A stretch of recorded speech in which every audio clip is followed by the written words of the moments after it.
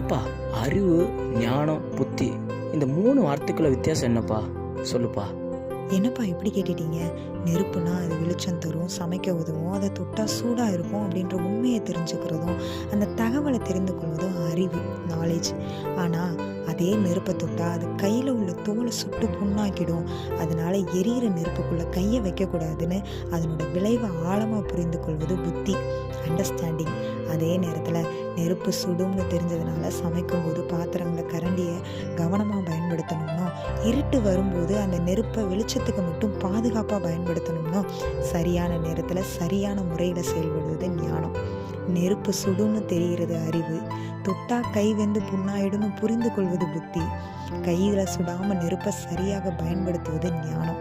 கர்த்தருக்கு பயப்படுதல் ஞானத்தை போதிக்கும், மேன்மைக்கு முன்னானது தாழ்மை என்று நீதிமொழிகள் 15:13 சொல்லப்பட்டிருக்கிறது.